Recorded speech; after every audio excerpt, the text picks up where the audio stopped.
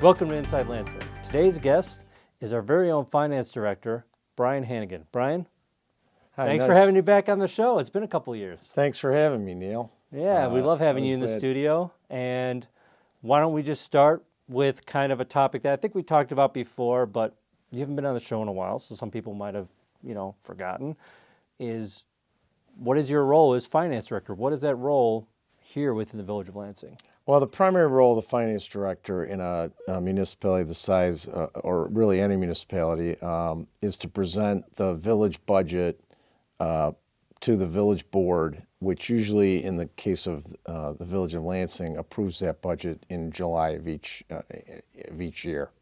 But it's not just that, right? I mean, if it was just that, everybody's like, oh, it's just a once-a-year thing, right? But there's a lot more to it than that. Yes, sure.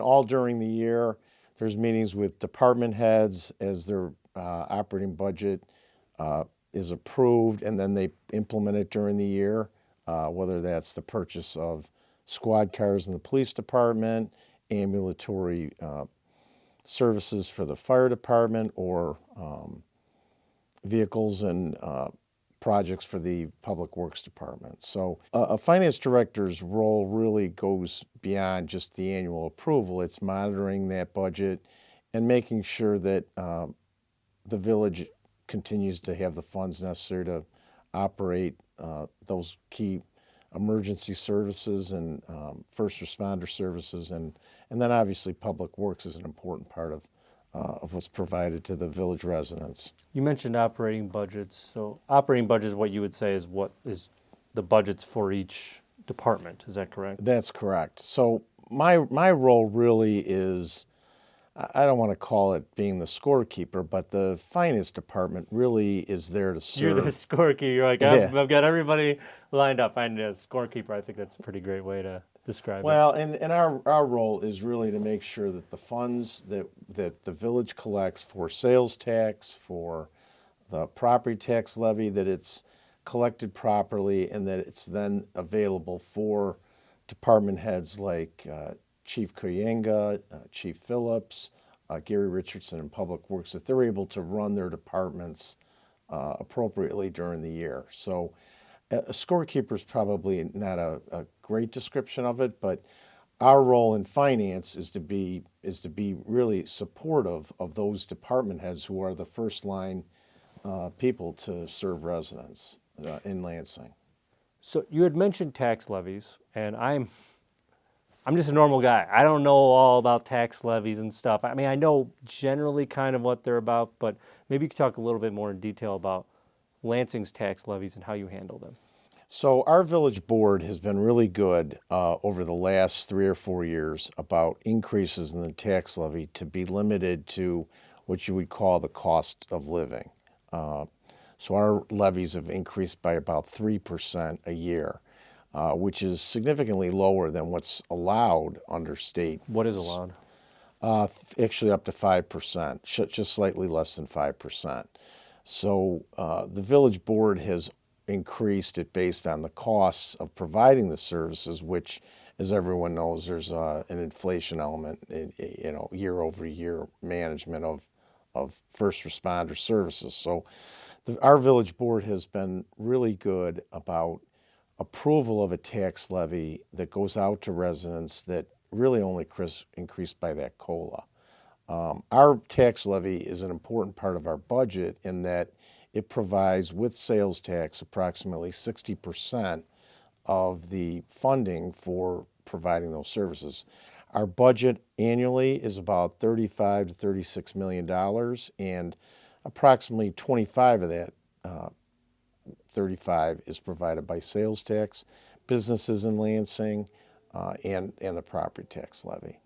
The tax levies are an important part, and other important parts are such as capital improvement plans. I know that you had a capital improvement plan, and it's something like you said, I think when I talked to you about it, it was a participatory kind of budgeting for village residents. Is that right? Yeah. So the village was fortunate to receive a grant through CMAP, which is the Chicago Metropolitan Area Planning Association, and through, I think, the good work of the village administrator, Dan Podgorski, and others. But we were able to receive a grant that allows us to work with CMAP on what you would call as a capital improvement plan that I think will be really important for Lansing, because it'll lay out on a 5 to 10 and maybe even a 20-year basis as to what the needs are for infrastructure throughout the village.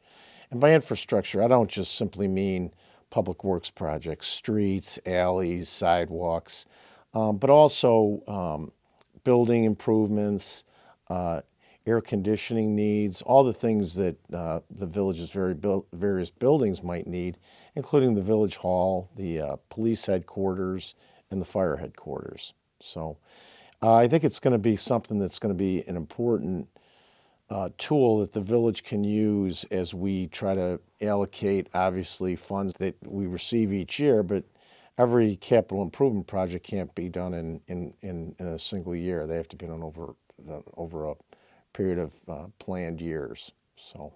And you mentioned grants. I know not all of our money comes from tax dollars. Some of it comes from grants. What kind of grants are we using at the moment, or are we going after? Well, in Lansing, I believe, and again, I know I'm probably biased, but I think Lansing has been terrific at using every bit of political contacts to provide grants which really help the village's budget. And by that I mean, I just talked about the CMAP grant. Now that's about a $60,000 grant, but we've received, we just got from work by Congresswoman Robin Kelly's office, a $637,000 grant to provide initial funding for an emergency operations center, which will be an important part of the development at the Lansing Public Works at 170th and about Burnham, okay. The northeast entrance to Lansing.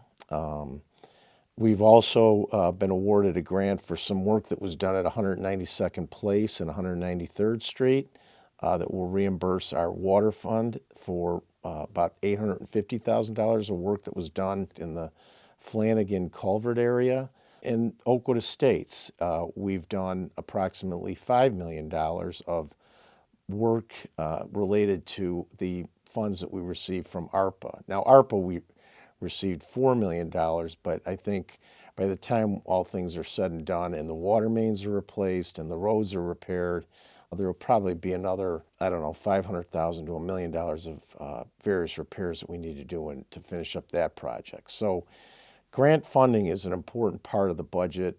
Again, Lansing's budget is fairly complicated, even though we have about 30,000 residents, so we're a mid-sized municipality, because you've got a water system that provides water to South Holland and Linwood. You've got an airport, and then you have all the normal services, first responder services that municipalities provide, like fire and police and public works. Brian, why do you enjoy what you do?